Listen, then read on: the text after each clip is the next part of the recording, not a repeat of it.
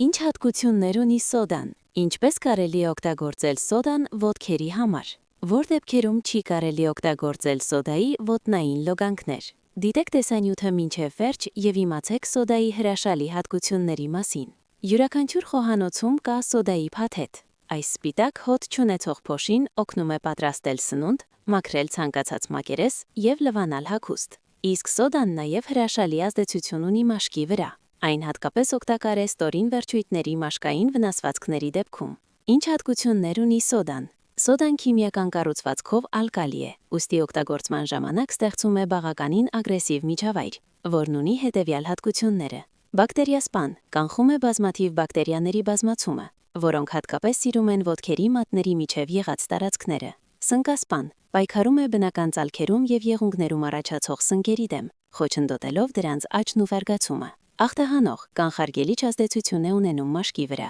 Մաքրող, մաքրում է բոլոր ծալքերը, մաքրում մաշկի մակերեսը։ Փափկացնող, նպաստում է կոշտ մաշկի հեռացմանը։ Հակաբորբոքային, նվազեցնում է այտուցն ու գրգռվածությունը։ Վերականգնող, խթանում է բջիջների նյութափոխանակությունը, ինչը բերում է մաշկի բջիջների արագ նորացման և միկրոտրավմաների բուժման։ Ինչպես կարելի է օգտագործել սոդան ոտքերի համար։ Սոդան ոտքերի համար օգտագործվում է լոգանքի ձևով։ Կիրառվում են ոտնային լոգանքներ, որոնք պարունակում են միայն սոդա կամ սոդա այլ բաղադրիչների հետ։ Կարևոր է օգտագործել սոդայի ցածր խտություն, քանի որ այն ալկալի է և կարող է առաջացնել գրգռվածություն, բորբոքում և նույնիսկ այրվածքներ։ Ինչ նպատակով են օգտագործվում սոդայի լոգանքները։ Առաջին, դրանք հրաշալի ախտահանիչներն են և կարող են օգնել ազատվել սնկերից ու անցանկալի բակտերիաներից։ Երբ ոտքերի մաշկի միկրոբիոլոգիական կազմը նորմալանում է, անհետանում է հոտը և մաշկի վիճակը բարելավվում է։ Երկրորդ, դրանք ինտենսիվ մաքրում են մաշկն ու եղունգների հիմքը։ Սա թույլ է տալիս ազատվել այն կեղտից, որը նույնիսկ օճառը չի մաքրում։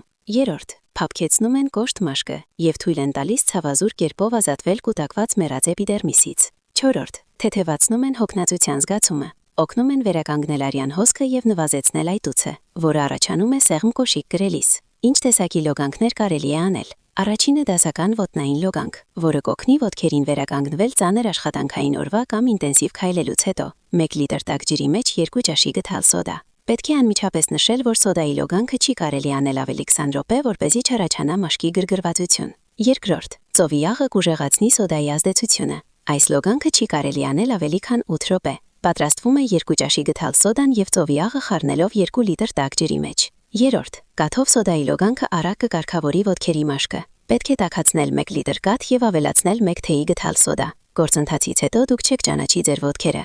Ձեր կրունկները կդառնան թավշյա, մատների միջև եղած կոշտությունը կվերանա, իսկ սնկային վարակները կվերանան։ Չորրորդ, ջրածնի պերօքսիդով և սոդայով լոգանքը կօգնի հեռացնել ճաքած կրունկներն ու կոշտուկները։ Ջրի մեջ ավելացրեք 2 ճաշի գդալ ջրածնի պերօքսիդ և սոդա։